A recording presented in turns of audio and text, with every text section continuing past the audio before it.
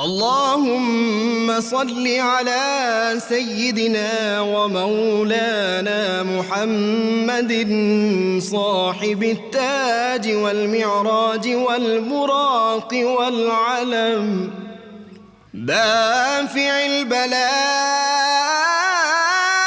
والوباء والقحط والمرض والألم، اسمه مكتوب مرفوع مشفوع منقوش في اللوح والقلم، سيد العرب والعجم، جسمه مقدس معطر مطهر منور في البيت والحرم، شمس الضحى بدر الدجى صدر العلا نور الهدى كهف الورى مصباح الظلم، جميل الشيم شفيع الأمم صاحب الجود والكرم، والله عاصمه وجبريل خادمه والبراك مركبه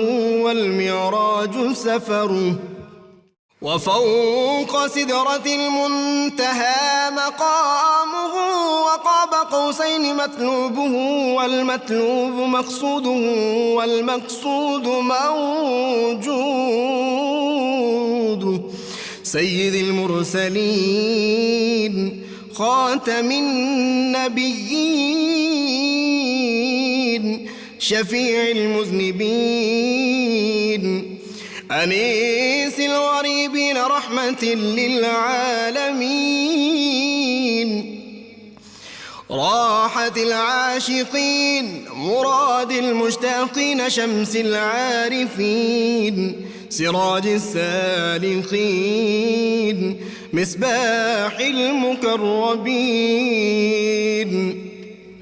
محب الفكراء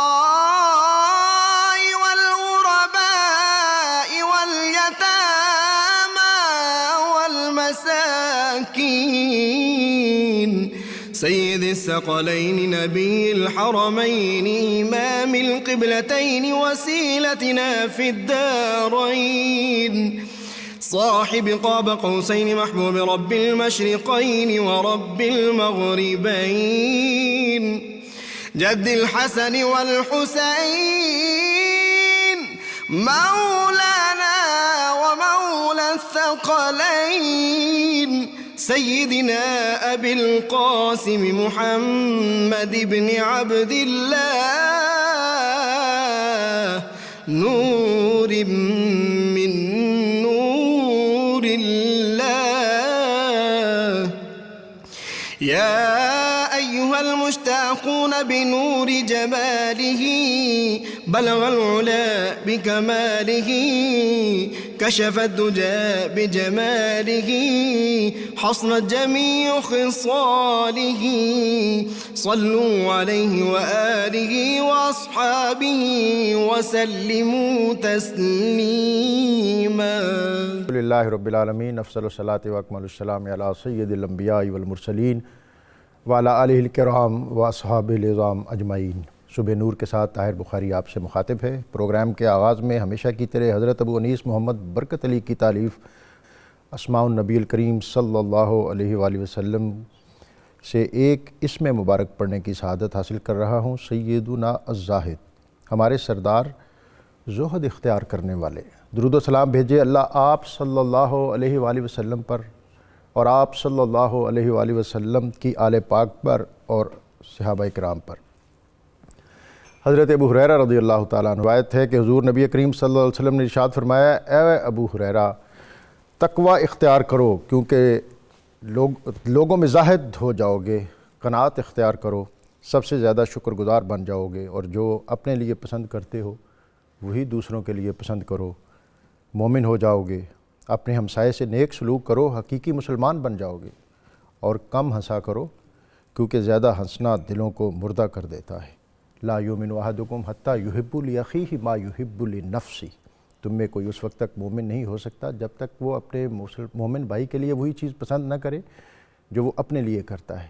نبی اکرم رسول محتشم صلی اللہ علیہ وسلم کا ہر ارشاد اپنے اندر معنی اور مفاہیم کا ایک جہاں لیے ہوئے ہے، لیکن میں سمجھتا ہوں کہ ہماری آج کی معاشرتی زندگی میں اگر ہم صرف اس ایک حدیث شریف کو انفرادی اور اجتماعی سطح پر نافذ کر لیں اور اس کے عملی ثمرات سے بہرہ مند ہونے کی کوشش کریں تو ہماری سوسائٹی جنت نظیر ہو سکتی ہے۔ ہر شخص جو ہے وہ اپنے لیے عروج، ارتقاء، بلندی اور پیشوائی چاہتا ہے، اور ایمان اور دین کا تقاضا یہ ہے کہ ہم یہی جذبے اور یہی دائیے اپنے مسلمان اور مومن بھائی کے لیے رکھیں۔ اور ناظرین، یہ دائیہ اور یہ جذبہ جو ہے وہ ہمیں بالخصوص تاریخ اسلام اور تاریخ انسانیت میں صرف خانوادہ اہل بیت اور اہل بیت نبوت اور نبی اکرم رسول محتشم صلی اللہ علیہ وسلم کے گھرانے میں ملتا ہے، اور ان میں کیوں نہ ملے کہ انہوں نے دین کو اترتے دیکھا، سنورتے دیکھا، قرآن کو مدون کیا اور اس کو ہوتے دیکھا، اور پھر اس کو اپنے اندر ایبزارب کیا۔ گھرانہ رسول اور خانوادہ رسالت مآب صلی اللہ علیہ وسلم کا سب سے بڑا کارنامہ یہ ہے کہ انہوں نے دین کو سیکھا اور پھر اپنے اندر اس کو جذب کیا، اور جذب کر کے کسی ایک جگہ پر بیٹھے نہیں، دنیا بھر میں جہاں جہاں دین اور اسلام کی شمع روشن ہوئی اس میں اس خانوادے کا کلیدی اور بنیادی کردار ہے۔ اور نبی اکرم رسول محتشم صلی اللہ علیہ وآلہ وسلم نے بھی اپنے ایک فرمان میں اس بات کی طرف واضح اشارہ کیا تھا کہ ترکت فیکم الثقلین کتاب اللہ و اطرتی، اور ایک جگہ پر کتاب اللہ و سنتی، کہ میں تمہیں دو چیزیں چھوڑ کے جا رہا ہوں، اللہ کی کتاب اور اپنی اطرت یا اپنی سنت۔ اور پھر ایک جگہ پر اور جو آپ نے ارشاد فرمایا کہ انا مدینۃ العلم و علی بابھا، اور دوسری جگہ پر انا دار الحکمت و علی بابھا۔ امام قسطلانی فرماتے ہیں کہ اس حدیث اور اس حکم میں حکمت یہ تھی کہ آپ نے قیامت تک آنے والی انسانیت کو اور مسلمانوں کو بتا دیا کہ اگر دنیا میں عروج اور ارتقاء کا زینہ علم ہے تو پھر علم کے زینے اور علم کے در تک پہنچنے کے لیے تمہیں میرے خانوادے کے ساتھ اپنے تعلق کو مضبوط اور مستحکم کرنا ہوگا۔ سب سے بڑا کارنامہ اس گھرانے کا یہی ہے کہ انہوں نے دین کی شمع دنیا کے ہر خطے میں روشن کی۔ بر صغیر ہو، لاہور میں حضرت داتا گنج بخش حسنی حسینی نسبتوں سے آراستہ، اور ہندوستان کے دوسرے کنارے پر خواجہ معین الدین چشتی اجمیری حسنی حسینی نسبتوں سے مزین اور معتبر، اور آج اسی نوعیت کا ایک گھرانہ خانوادہ مہرارہ شریف، ان کی بارگاہ میں آج ہم اپنی عقیدتوں اور عادتوں اور محبتوں کا نذرانہ پیش کریں گے کہ جو سادات کی نسبت سے بھی آراستہ ہیں اور حضرت پیران پیر شیخ سید عبدالقادر جیلانی ان کے فیض سے بھی متصف ہیں۔ اور یہ گھرانے جو ہیں یہ محض کوئی محدود قسم کی خانقاہی رسومات کی حد تک محدود نہیں تھے، بلکہ انہوں نے علم کی وہ روایت جو ان کو نبی اکرم صلی اللہ علیہ وسلم اور باب مدینۃ العلم حضرت علی المرتضیٰ سے عطا ہوئی تھی، اس کے فیضان کو انہوں نے دنیا میں عام کیا، اس لیے کہ حضرت علی المرتضیٰ نے جو بنیادی ارشاد عطا فرمایا تھا کہ رضینا قسمت الجبار فینا لنا علم وللجہال مال، کہ لوگوں ہم اللہ کی تقسیم پر راضی ہو گئے کہ اس نے ہمارے لیے علم اور جاہلوں کے لیے مال رکھ دیا۔ فإن المال یفنا عن قریب، لوگوں یہ تمہارا دنیا کا مال ہے، یہ تو عن قریب فنا ہو جانے والا ہے۔ فإن العلم یبقى لا یزال، اور یہ علوم نبوت ہیں، علوم رسالت ہیں جن کو بقا ہی بقا ہے، دوام ہی دوام ہے، عروج ہی عروج ہے، بلندی ہی بلندی ہے۔ اور آج اس خانوادے کا ہم تذکرہ کر رہے ہیں، ان کی خاص نسبت جو قادری نسبت ہے، جو پیران پیر حضرت شیخ سید عبدالقادر جیلانی کے ساتھ ہے، تو آپ نے تو اپنی قطبیت کی بنیاد ہی علم پر رکھی۔ آپ نے فرمایا درست العلم حتی صرت قطبا، کہ میں علم پڑھتا گیا یہاں تک کہ میں قطبیت کے مقام پر فائز ہو گیا۔ وہ دین، وہ مذہب، وہ مشرب جو اپنے تصوف اور اپنی خانقاہیت کی بنیاد علم پر رکھ رہا ہو، وہاں جہالت کیسے آ سکتی ہے، وہاں بدعقیدگی کیسے ہو سکتی ہے، وہاں دین سے دوری کیسے ہو سکتی ہے، وہاں محراب اور مصلی اور سجادہ میں بود کیسے ہو سکتا ہے۔ اور حضرت شیخ عبدالقادر جیلانی، آپ 18 سال کی عمر میں جب جیلان اور گیلان کے اتقیاء، علماء اور صلحاء اور صوفیاء سے اکتساب علم کرنے کے بعد گھر سے روانہ ہوئے تو گھر میں آپ کے علاوہ آپ کی والدہ کی خدمت کرنے والا اور کوئی نہیں تھا، لیکن والدہ کو آپ نے درخواست کی کہ اب میں چاہتا ہوں بغداد جاؤں اور علم حاصل کروں، تو آپ نے فرمایا میں تجھ پر اپنی خدمت کے حق کو موقوف کرتی ہوں، اور شاید اب تمہاری میری ملاقات حوض کوثر پہ ہو، آخرت کے یوم پر ہو، تو میں ایک نصیحت کرتی ہوں کہ دنیا کے اندر دیانت اور صداقت کے تصورات جو نبی اکرم صلی اللہ علیہ وسلم نے ہمارے خانوادے کو عطا کیے ہیں اس کو کبھی دھندلانا نہیں۔ آپ راستوں کے غبار پر صداقتوں کے نور کو بکھیرتے ہوئے بغداد میں ایک ایسے وقت میں داخل ہوئے جب امام غزالی بغداد کو چھوڑ کر نکل رہے تھے اور دنیا کو یہ پیغام دے رہے تھے کہ اگر علم روحانی بالیدگی کا ذریعہ نہ بنے تو وہ یہ علم نہیں ہوتا۔ خانقاہ برکاتیہ محرر شریف کا تعارف فرما دیں، اور پھر آپ ظاہر ہے بزرگ ہیں، تعارف سے ایسی روشنی، نور اور رہنمائی ہمیں میسر آئے گی کہ بات سے بات نکلتی جائے گی۔ جناب بسم اللہ الرحمن الرحیم، نحمدہ ونصلی ونسلم علی رسول الکریم، اما بعد۔ محترم سامعین کرام، ناظرین اعظام، السلام علیکم ورحمۃ اللہ وبرکاتہ۔ آپ نے سوال فرمایا، بہت عمدہ بات ارشاد فرمائی، اور خانقاہ برکاتیہ محرر مطہرہ قدیم عرصے سے قائم ہے، تقریباً 400 سال زیادہ اس کو ہو چکے ہیں، وہاں سے فیضان جاری ہے۔ اور جس زمانے میں یہ خانقاہ شریف وہاں قائم کی گئی، اس زمانے کو گزرے تقریباً 400 سال کے علاوہ یہ ذہن میں رہے کہ یہ عالمگیر بادشاہ کا زمانہ تھا جب اس خانقاہ بنا رکھی گئی۔ ابتدا میں اس کا نام تھا بستی پیر زادگاں، اور یہاں تشریف لائے تھے اکابر حضرت شاہ عبدالعلی صاحب رحمۃ اللہ علیہ اور شاہ اویس صاحب رحمۃ اللہ علیہ تشریف لائے تھے۔ یہ بلگرام سے اور کالبی شریف سے تشریف لائے تھے یہ حضرات۔ انہوں نے یہاں کر ان کو حکم دیا گیا تھا کہ آپ وہاں جائیے، جا کر قائم کیجیے، انہوں نے قائم فرمایا تھا۔ پھر بحمد اللہ تعالیٰ ان کے سب خاندان کے افراد یہاں آتے گئے، جو بستے چلے گئے، اور آج بحمد اللہ تعالیٰ میرا اپنا یہی خیال ہے، اور یہ صحیح بھی ہے انشاءاللہ، کہ پورے ہندوستان کا مرکز روحانی اس وقت صرف خانقاہ برکاتیہ محرر مطہرہ ہے۔ آپ پاکستان کو بھی شامل کر رہے ہیں، بر صغیر کے؟ ہاں بے شک، آپ صحیح فرمائیں، اب پاکستان شامل ہے اس میں، بلکہ اس میں بنگال بھی شامل ہے، میں عرض کروں گا۔ تو یہ جو علاقہ پورا ہے بحمد اللہ تعالیٰ، اس کا مرکز یہی ہے۔ اور میں نے خود دیکھا بھی اور سنا، اپنے بزرگوں سے بھی سنا، اپنے والد گرامی سے بھی سنا کہ ہندوستان میں بھی جو ہندوستان پورے ایریے تھا، پاکستان ہندوستان، جو فیصلہ کہیں نہ ہوتا یہاں اگر فیصلہ ہو جایا کرتا تھا کہ یہ فیصلہ پھر وہ ایسا نافذ ہوتا تھا، اس کو سب مشائخ مانتے تھے، سب علماء مانتے تھے۔ یہ بہت خاص بات ہے۔ اور آج بھی مسئلہ تقریباً ایسا ہی ہے کہ پورے علاقے کے لوگ جب کسی مسئلے میں پھنس جاتے ہیں، تنازع ہو جاتا ہے، فیصلہ کر نہیں پاتے، تو یہاں آتے ہیں، حاضری ہوتی ہے۔ جو موجود سعادت نشین ہیں قبلہ، ان کے پاس حاضر ہوتے ہیں، وہ بھی ماشاءاللہ عالم ہیں اور پروفیسر بھی ہیں اور علم آدمی ہیں اور مصنف بھی ہیں کسی کتابوں کے، تو وہ پھر فیصلہ فرماتے ہیں، فیصلہ سب لوگ مانتے ہیں۔ حتیٰ کہ خود بریلی شریف کے خانوادے بھی یہاں آتے ہیں، حاضر ہوتے ہیں، فیصلے کراتے ہیں اور پھر مسائل پیش کرتے ہیں، ان کا حل یہاں سے نکل آتا ہے۔ ظاہر ہے خانوادوں کا کام ہی نصیحت بھی کرنا ہوتا ہے، اور تو یہ بہت اہم کام ہے۔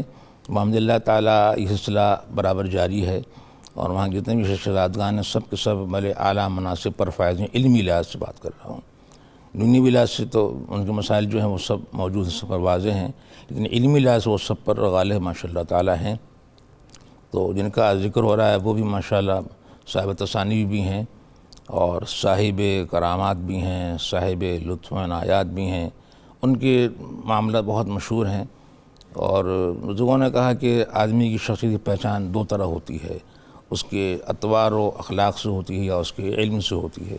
ہم جب دیکھتے ہیں تو ان تمام مشائخ کرام کی شہرت کی وجہ دونوں چیزیں ہیں، ان کے اخلاق و اطوار، ان کے عادات و اعمال، اور ان کے علم اور فضل بھی، ان کا تقویٰ بھی مشہور ہے، اور سب کے سب اسی وجہ فائز ہیں، ان کی وجوہ ساری یہی ہیں۔ بحمد اللہ تعالیٰ پورا علاقہ ہندوستان، پاکستان، بنگلہ دیش وغیرہ، اور بھی اب تو باہر کے بہت سے ممالک ان کی احباب یہاں تشریف لاتے ہیں اور فیض پاتے ہیں، اور ہر سال وہاں جو پروگرام ہوتے ہیں اعراس مقدسہ کے، وہ بڑے طویل و عریض ہوتے ہیں، جن میں لاکھوں افراد دور دور سے تشریف لاتے ہیں، اور سب کی وہاں خدمت بھی ہوتی ہے۔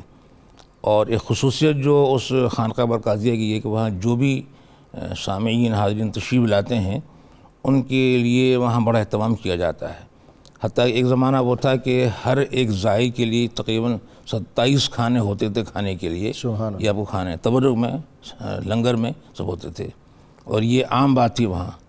اور میں آپ سے عرض کرتا چلوں کہ ایک مرتبہ حضرت نے فرمایا تھا، وہاں جو اس زمانے میں سعادہ نشین تھے، کہ اس سال جو بھی ظاہر آئے گا اس کو یہاں کا بیر ضرور کھلایا جائے گا. وہاں کے بیر بہت مشہور ہیں. تو اس سال جتنے وہاں باغ بیروں کے ہیں سب بیر توڑے گئے اور ہر ظاہر ہوئی کہ بیر حصے میں آیا, زیادہ نہیں آیا حصے میں, اتنے بیر تھے اور اتنے لوگ تھے ماشاءاللہ کہ وہ سب وہ پورا اس میں ختم ہو گیا. تو یہ ایک اجمالی خصوصیت میں نے عرض کر دی ہے. باقی تفصیل ماشاءاللہ کافی سبحان اللہ. حضرت نے بڑی میٹھے میٹھے لہجے میں میٹھی میٹھی باتیں کی ہیں. آپ یقیناً زوردار لہجے میں کوئی زوردار بات کریں گے. اور ہمیں ایک تو یہ بتائیں کہ یہ اس خانوادے کا اور اس خانقاہ کا جو بانی بنیادی شخصیت ہیں وہ کون سی ہیں, اور پھر وہ کن سے فیض یافتہ ہیں, اور یہ سلسلہ جو ہے جو ان کا شجرہ ہے قادری کا حضرت غوث پاک تک کتنے سلسلوں سے ملتا ہے. اور دوسری طرف ظاہر سید ہیں, سادات ہیں, شاید یہ زیدی واسطی ہیں, ان کے جو ایک تخصصات ہیں وہ بھی ان کے اندر موجود ہیں, اور پھر ان کی علمی مارکارائیاں جو ہیں. جناب بسم اللہ الرحمن الرحیم.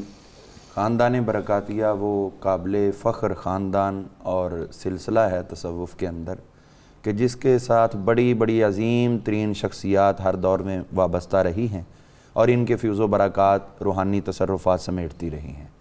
حضرت سیدنا جن کی نسبت سے برکاتیہ ہے میں ان کے حوالے سے بات کرتا ہوں. حضرت سیدنا برکت اللہ صاحب رحمۃ اللہ تعالی علیہ, آپ کی شخصیت سے یہ نام آگے چلا اور یہ لقب یہ آپ کے ساتھ جو برکاتی لکھا ہوا ہے یہ بھی اسی نسبت سے ہے. جی یہ ادھر ہی ہمارا بھی سلسلہ ہے.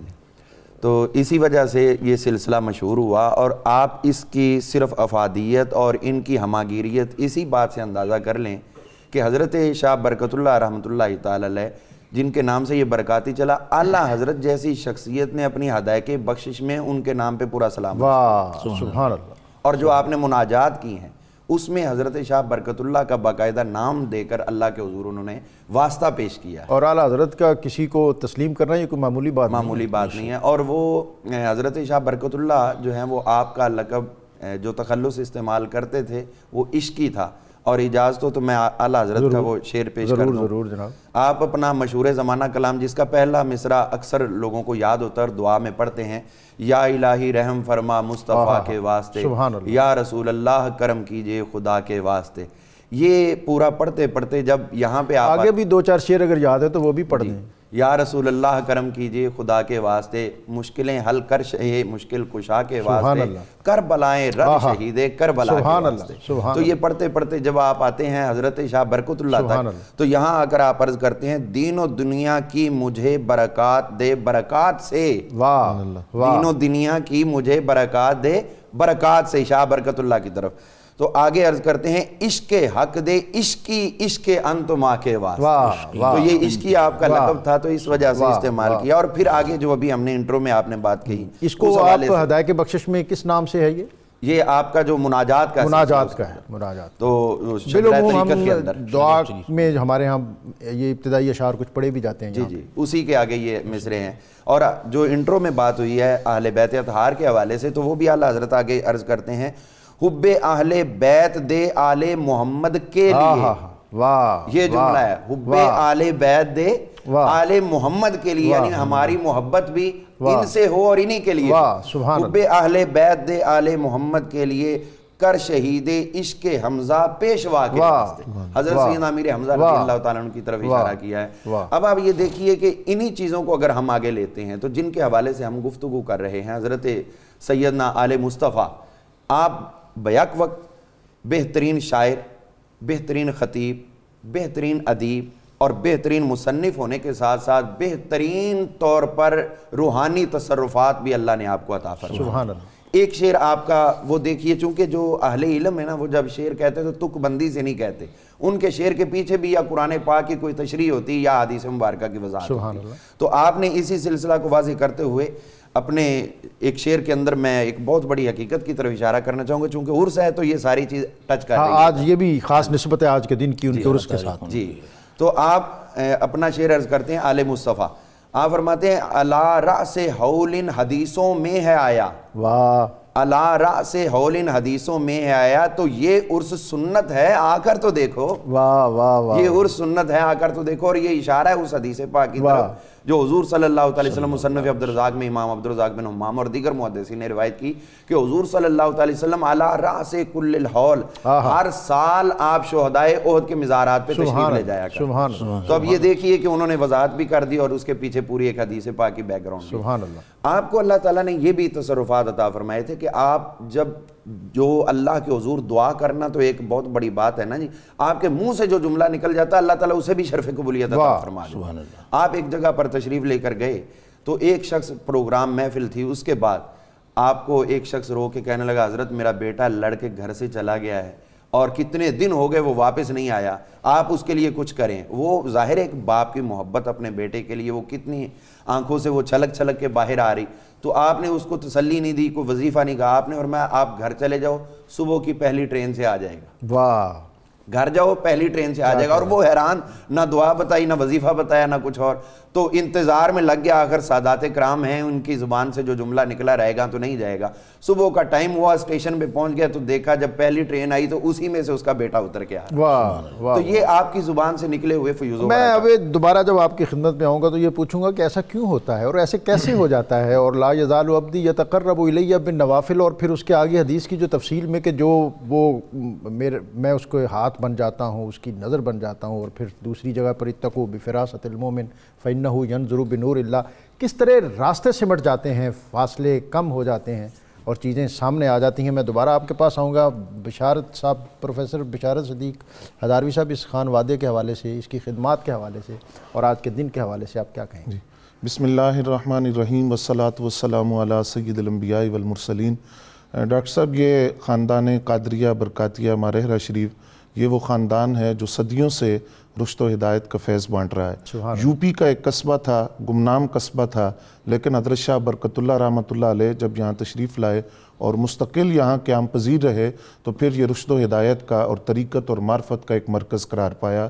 اور اعلیٰ حضرت امام احمد رضا خان فاضل بریلوی جیسی شخصیت یہاں حاضر ہوئے اور حضرت شاہ آل رسول مارہروی رحمۃ اللہ علیہ کے ہاتھ پر بیعت ہوئے. یہ اصل اولاد ہے حضرت میر عبدالواحد بلگرامی کی جو سبع سنابل کے مصنف ہیں. انہی کی اولاد سے یہ حضرت شاہ برکت اللہ رحمۃ اللہ علیہ ہیں. آج جس شخصیت کا ہم ذکر کر رہے ہیں اس خاندان سے حضرت شاہ آل مصطفیٰ اولاد حیدر، جن کو عرف میں سید میاں کہا جاتا تھا اور ان کا خطاب تھا سید العلماء. سبحان اللہ. یہ شخصیت جو ہیں، ان کے ماموں جان جن کی اولاد نہیں تھی، شاہ اولاد رسول، انہوں نے ان کی تربیت کی اور انہوں نے ان کی تعلیم کا جو بیڑا تھا اٹھایا. اور اسی طرح ان کے نانا جان حضرت شاہ اسماعیل رحمۃ اللہ علیہ، انہوں نے ان کی تربیت فرمائی. رسم بسم اللہ کا جب آغاز ہوا تو خانقاہ قادریہ برکاتیہ کے دستور کے مطابق 4 سال 4 ماہ اور 4 دن جب ہو گئے تو بسم اللہ شریف پڑھائی گئی اور حضرت غوث اعظم شیخ عبدالقادر جیلانی رحمۃ اللہ علیہ کے ہاتھ سے لکھی ہوئی بسم اللہ سامنے رکھ کر پڑھائی گئی. یعنی یہ بات ہم کہہ سکتے ہیں کہ تعلیم و تربیت کا آغاز بھی بغدادی میں خانے کا جام پلا کر کیا گیا. سبحان اللہ. تو تعلیم پھر اپنی والدہ سے آپ نے فارسی کتب پڑھی اور کچھ سپارے جو حفظ تھے وہ بھی اپنی والدہ سے کیے. یہ بڑی اہم بات ہے. ایک تو یہ میں چاہوں گا کہ آپ یہ ہمیں ضرور بتائیں کہ یہ 4 سال 4 ماہ اور 4 دن بزرگوں سے ہم نے سنا، اس میں کیا حکمت ہے؟ ہم تو آج کل کہتے ہیں کہ بچہ 3 سال کا ہو تو اس کو کسی KG میں کنڈر گارڈن میں پھینکیں. اور دوسرا یہ آپ نے جس طرف اشارہ کیا ہے کہ انہوں نے ابتدائی کتب فارسی کی کتاب یا پہلا سبق اپنی والدہ صاحبہ سے یا دادی صاحبہ سے پڑھا. اور وہ کتنے خوش بخت گھرانے تھے کہ جن کی خواتین علم و فضل کے اس مقام پر فائز تھی. دیکھیں ڈاکٹر صاحب، اس میں کوئی شک نہیں ہے کہ ماں کی جو گود ہوتی ہے وہ اولاد کے لیے پہلی تربیت گاہ ہوتی ہے اور پہلی درس گاہ ہوتی ہے. تو ماں کا کردار جو ہے اولاد کی تربیت کے حوالے سے بڑا اہم ہوتا ہے. تو یہاں یہ بات کہ کچھ سپارے پڑھے اور فارسی کی کتب ان سے پڑھی. جب کتب ان سے پڑھی تو اس کا مطلب یہ ہے کہ وہ فارسی جانتی بھی تھی اور فارسی کتابوں پر ان کو عبور بھی حاصل تھا. مزید تعلیم کے لیے پھر ان کو اجمیر شریف بھیجا گیا اور اجمیر شریف کے ساتھ ان کی بڑی عقیدت تھی. اور میں نے یہ پڑھا ہے کہ یہ روزانہ رات کو اجمیر شریف حاضری دیا کرتے تھے. وہاں اوراد و وظائف جو خانقاہ قادریہ برکاتیہ کے ہیں وہاں پڑھا کرتے تھے. اجمیر میں صدر شریعہ حضرت مولانا امجد علی صاحب رحمۃ اللہ علیہ ان کی خدمت میں حاضر ہوئے اور ماموں جان کا خط پیش کیا. انہوں نے لکھا تھا حضرت شاہ اولاد رسول رحمۃ اللہ علیہ نے کہ میں اس بھانجے کو آپ کی خدمت میں بھیج رہا ہوں، آپ اس کو تعلیم کے جو مراحل ہے وہ طے کروائیں. انہوں نے جواباً لکھا کہ یہ شہزادے ضرور تشریف لائیں اور تحصیل علم کے لیے ان کے جد امجد نے جو کچھ عطیے میں مجھے دیا ہے وہ آ کر مجھ سے لے لیں، جو کچھ میرے پاس ہے وہ اسی خاندان کا صدقہ ہے، یہ آئیں اور اس کو وصول کر لیں۔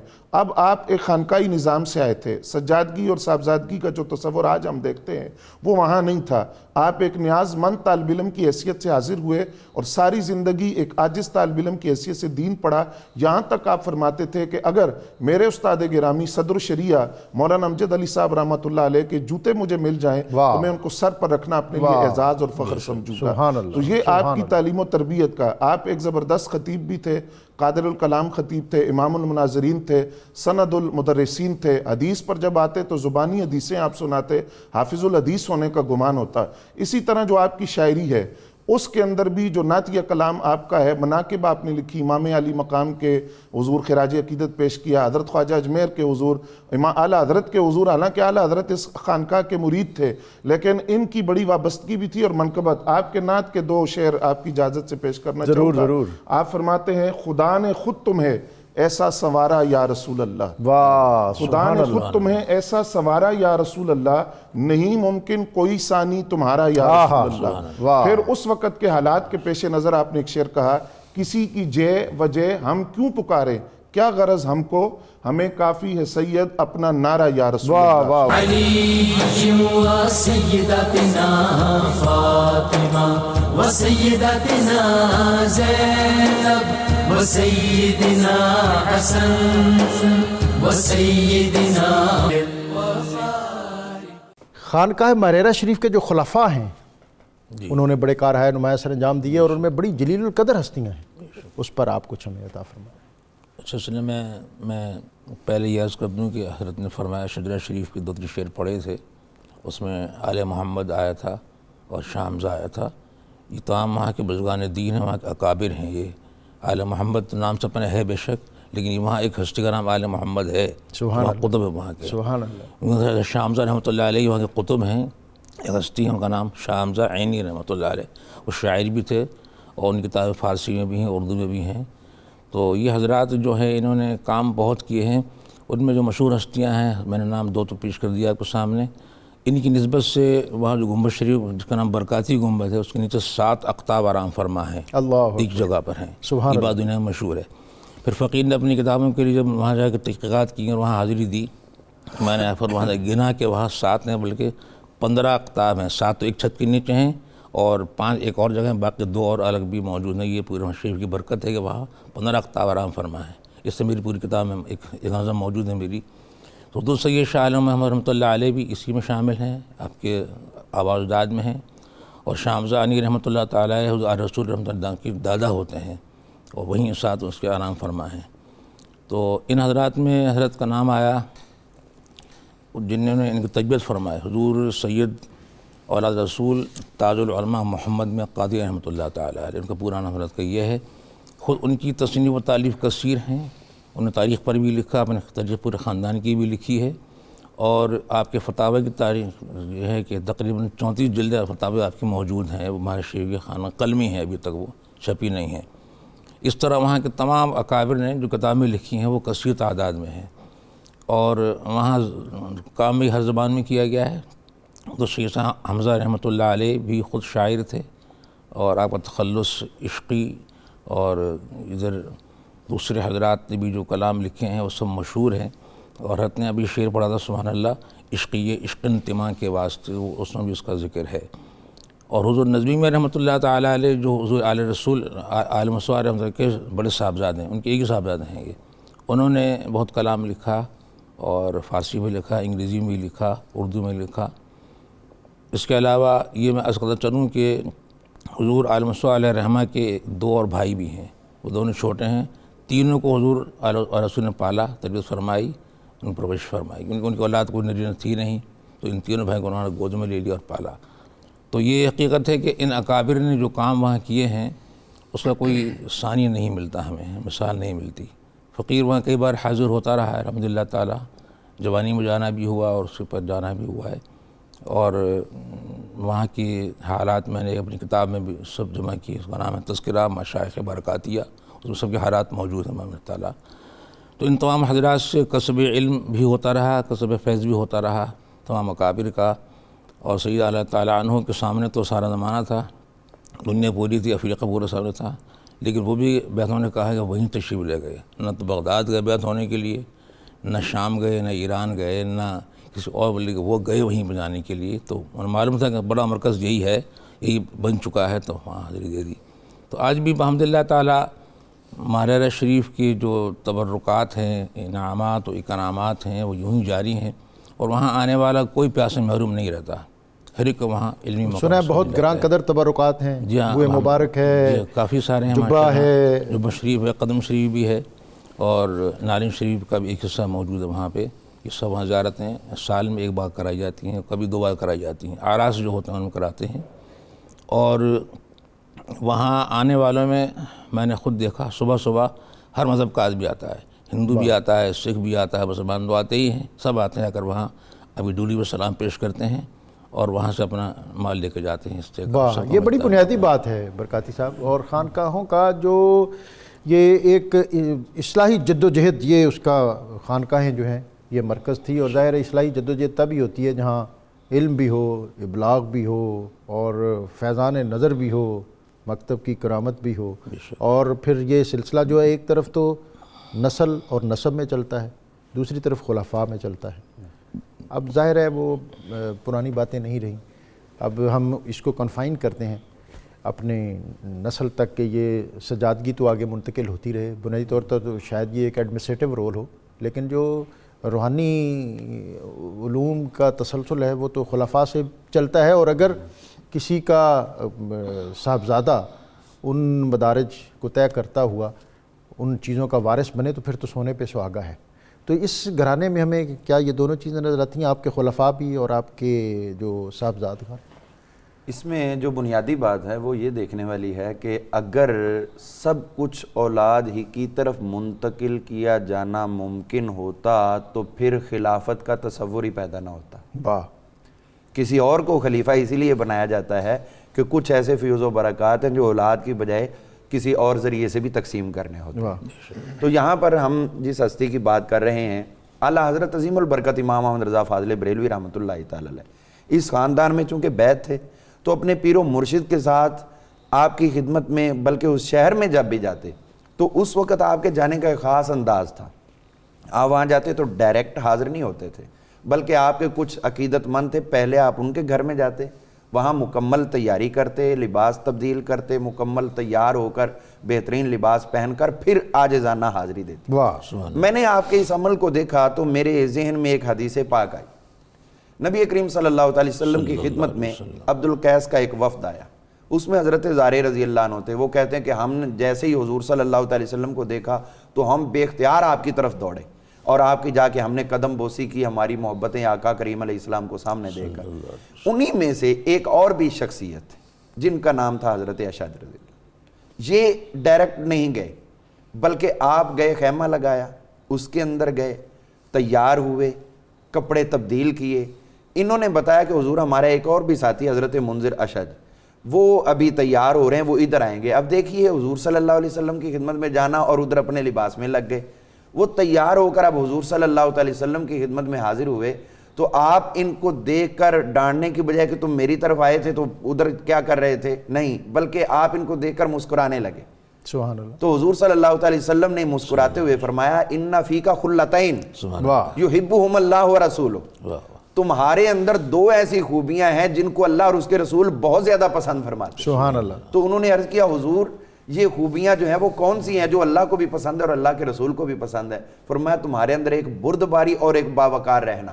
واہ، باوقار رہنا اور بردباری کرنا، یہ تمہارے اندر 2 خوبیاں ہیں جو اللہ کو پسند ہے۔ تو اعلیٰ حضرت کا عمل جو ہے وہ ہم اسی حدیث کی روشنی میں اگر دیکھیں تو پتہ چلتا ہے کہ اعلیٰ حضرت نے اگر پیر خانے سے محبت کی تو وہ بھی سنت صحابہ۔ اچھا، اس میں ایک اگر آپ تیسری چیز کی طرف بھی ہماری توجہ اور ہمارے ناظرین تک یہ پہنچا دیں کہ ایک وفد ایسا بھی آیا تھا جو بہت زرق برق لباس پہنا اور اس نے بڑا تفاخر کے ساتھ حاضری کی کوشش کی تھی، اور پھر نبی اکرم صلی اللہ علیہ وسلم نے ان پر التفات نہیں فرمایا، اور حفیظ طائب نے شاید کہا تھا کہ شوق و نیاز و عجز کے سانچے میں ڈل کے آ، یہ کوچہ حبیب ہے پلکوں پہ چل کے آ۔ اللهم على آله وصحبه وبارك وسلم یہ خانقاہی نظام، اور آج ایک اس میں بڑی ہمارے ہاں بڑی جدت رازیاں ہو رہی ہیں کہ جی خانقاہ کا علم کے ساتھ یا صوفی کا شاید دین اور مذہب کے ساتھ کوئی تعلق نہیں ہوتا، اور ان کا مذہب سے کوئی تعلق نہیں ہوتا، اور اگر یہ ان کا مذہب سے تعلق نہیں ہے تو پھر بر صغیر میں اسلام کے اولین جو مجاہد تھے وہ کون تھے؟ اگر حضرت داتا گنج بخش رحمۃ اللہ علیہ کے سبب یہاں اسلام نہیں آیا تو پھر اور کس کے سبب آیا؟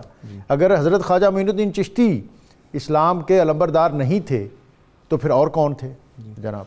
جی ڈاکٹر صاحب، اس میں دیکھیں پہلی بنیادی بات یہ ہے کہ علم تو ولایت کی شرائط میں سے ایک شرط ہے، اور علم کے بغیر صوفی جو ہے اس کے بارے میں کہا جاتا ہے کہ شیطان اس کو بڑی جلدی گمراہ کرتا ہے۔ واہ، یہ جملہ آپ کا بڑا اچھا ہے جی، کہ جب وہ علم خود جو ہے گمراہ ہو جائے وہ گا، ولایت اور تصوف کی بنیادی شرائط میں سے ایک شرط ہے، بلکہ اور آج تو ہمارا جتنا تصوف گرو کر رہا ہے، جی، پھوٹ رہا ہے، وہ تو اس کے بغیر پھوٹ رہا ہے۔ جی، اور آپ کی اجازت سے کہ چونکہ سلسلہ قادریہ کی بات ہے تو حضرت غوث اعظم شیخ عبد القادر جیلانی علیہ رحمہ نے جو ایک نصاب تصوف بیان کیا، 12 شرائط آپ فرماتے ہیں کہ کوئی ولی اس وقت تک ولی نہیں ہو سکتا جب تک وہ اللہ تعالیٰ کی 2 صفات کا مظہر نہ ہو، صفت غفار اور صفت ستار، اور اسی طرح 2 صفات حضور صلی اللہ علیہ وسلم والی، صفت رفیق اور صفت شفیق، 2 صفات حضرت سیدنا صدیق اکبر رضی اللہ تعالیٰ عنہ والی کہ ولی صادق بھی ہوتا ہے، متصدق بھی ہوتا ہے، سبحان اللہ۔ 2 صفات حضرت فاروق اعظم رضی اللہ تعالیٰ عنہ والی، عامر بالمعروف اور ناہی عن المنکر ہوتا ہے، 2 صفات حضرت عثمان ذو النورین رضی اللہ تعالیٰ عنہ والی کہ وہ رات جاگ کر اللہ کی عبادت کرتا ہے اور اللہ کی مخلوق کو کھانا کھلاتا ہے، سبحان اللہ۔ اور 2 صفات مولا کائنات باب مدینہ العلم حضرت علی المرتضیٰ شیر خدا رضی اللہ تعالیٰ عنہ والی کہ ولی علم کا پیکر بھی ہوتا ہے اور شجاعت کا لمبردار بھی ہوتا ہے۔ اور آج جس شخصیت کا ہم ذکر کر رہے ہیں یہ حقیقت ہے کہ ان کے جو خطبات ہیں ان کو پڑھنے کے بعد اور ان کا کردار دیکھنے کے بعد یہ بات سمجھ آتی ہے کہ ان کی ذات میں جلال حیدر بھی تھا، سیادت حسنی بھی تھی، اور جرأت حسینی کی جھلک بھی نظر آتی ہے۔ سبحان اللہ۔ آپ کے جو سیاسی زندگی ہے، خانقاہ سے نکل کر مسلمانوں کے مذہبی اور سیاسی مسائل کے حل کے لیے آپ نے ایک تنظیم کا جو تھا قیام عمل میں لائے، بعد وجوہات کی بنیاد پر جب آپ نے استعفیٰ دیا، اعلیٰ حضرت کے صاحبزادے مفتی اعظم ہند مولانا مصطفیٰ رضا خان صاحب وہ ممبئی آئے اور انہوں نے دستار اتار کر آپ کے قدموں میں یہ ایک سادات کا ادب بھی تھا اور پیر خانے کی محبت بھی تھی، اور یہی ادب اعلیٰ حضرت کی ذات میں نظر آتا ہے کہ جب پالکی اٹھانے والے کے بارے میں پتہ چلا کہ سید زادہ ہے تو اپنی دستار اتار کر اس کے قدموں میں رکھی اور یہاں تک فرمایا کہ تم پالکی میں بیٹھو، احمد رضا اب تمہارا پالکی اٹھائے گا۔ کل اگر اللہ رب العزت کے حبیب نے مجھ سے پوچھ لیا کہ میری اولاد آپ کا بوجھ اٹھانے کے لیے بنی تھی تو میں کیا جواب دوں گا؟ تو یہ محبت نظر آتی ہے پیرخانے کے ساتھ۔ تو جب دستار رکھی مفتی اعظم ہند نے تو پھر حضرت شاہ آل مصطفیٰ رحمۃ اللہ علیہ نے اپنا استعفیٰ واپس لیا۔ اعلیٰ حضرت کی اس خانقاہ کے ساتھ جو وابستگی ہے خانقاہ قادریہ برکاتیہ مارہرہ شریف کے ساتھ، وہ یہ ہے کہ 12 یا 13 سال کی عمر میں آپ یہاں حاضر ہوئے اپنے والد مولانا نقی علی خان علیہ رحمہ کے ساتھ بیعت کے لیے۔ جب اس خانقاہ کا دستور تھا اور بڑا اچھا دستور تھا کہ جب تک ریاضت اور مجاہد سے گزار نہ لیتے خلافت نہیں دیتے تھے، پروسیس کے بغیر نہیں چیزیں دیتے تھے۔ جب اعلیٰ حضرت حاضر ہوئے تو اسی وقت تمام سلاسل کے اندر حضرت شاہ آل رسول مارہ روی نے آپ کو خلافت عطا کی۔ لوگوں نے سوال کیا کہ حضور یہ تو خانقاہ کا دستور نہیں ہے تو آپ نے ایسا کیوں کیا؟ فرمایا لوگ آتے ہیں میلے دل کے ساتھ، ان کے دل کو پہلے صاف کرنا پڑتا ہے پھر خلافت دینی پڑتی ہے۔ احمد رضا تو بڑا ستھرا دل لے کر آیا ہے، ایک نسبت کی ضرورت تھی، وہ نسبت میں نے دے دی۔ اور اس کے بعد شاہ آل رسول مارہ روی رحمۃ اللہ علیہ نے جو جملہ فرمایا، آپ نے فرمایا میں کافی عرصے سے یہ بات سوچ رہا تھا، اگر اللہ رب العزت نے مجھ سے پوچھا کہ میرے لیے کیا لائے ہو تو میں کیا جواب دوں گا؟ احمد رضا کی بیعت کے بعد میرا یہ مسئلہ حل ہو گیا، میں اللہ کی بارگاہ میں عرض کروں گا کہ میں احمد رضا کو ساتھ لے کر آیا۔ تو یہ جو نسبتیں تھیں، پھر آپ دیکھیے کہ میدان خطابت کے اندر بالخصوص آپ کی ایک شہرت کی وجہ تھی، وہ تھی ذکر شہادت امام علی مقام۔ ممبئی کے اندر جو رواج ڈالا عاشورہ کی محفل کا، وہ آپ نے سلسلہ شروع کیا اور باقاعدہ قانونی اجازت لے کر اس سلسلے کو آپ نے بڑھایا۔ 6 گھنٹے کا خطاب آپ نے کیا ذکر امام علی مقام پر، ایسا کہ ممبئی کی سڑکوں پر ٹریفک جام تھی، گلی کوچوں بازاروں کے اندر لوگوں کا رش تھا۔ جوں وقت گزرتا گیا کیفیات بڑھتی گئی، لوگوں پر سکتے کی کیفیت طاری ہو گئی۔ اسی میں آپ نے ایک شعر پڑھا امام علی مقام کے حضور، آپ فرماتے ہیں تمہارے سجدے کو کعبہ سلام کہتا ہے، جلال قبہ خضرا سلام کہتا سبحان ہے۔ اللہ، سبحان اللہ۔ اور وہ شہادت امام علی مقام کا بیان جو تھا وہ آپ کے خاص وصف تھا۔ پھر وہ آپ کے خطبات جو ایک مجموعے کی صورت میں آج چھپ چکے ہیں ممبئی سے، اس کے اندر صلح حدیبیہ کے بے مثل بشر کے عنوان سے، میلاد النبی کے عنوان سے، شہادت امام علی مقام کے عنوان سے، بہت سارے عنوانات کے تحت آپ نے وہ خطبات ذکر کیے، اور آپ کا خطاب پڑھ کر یوں لگتا ہے کہ لفظ ہاتھ باندھ کر آپ کے سامنے کھڑے تھے، واہ سبحان اللہ۔ اور لوگوں کے سامعین کے دلوں پر آپ کا قبضہ تھا، موقع مال کے مطابق جدھر آپ چاہتے سامعین کے دلوں کو پھیرتے تھے۔ ناظرین کے لیے کتاب الشفا کا نسخہ، پیٹ درد کا روحانی علاج۔ یہ پیٹ درد جو ہے یہ باطنی طور پر بھی ہو سکتا ہے، مادی طور پر بھی ہو سکتا ہے۔ اس کا روحانی علاج اگر کسی کے پیٹ میں درد ہو تو تھوڑا سا نمک لے کر اس پر اول و آخر درود و پاک کے ساتھ 3 بار سورہ کوثر پڑھ کر مریض کو وہ نمک کھلا دیں، انشاءاللہ بہت جلد شفا ہوگی۔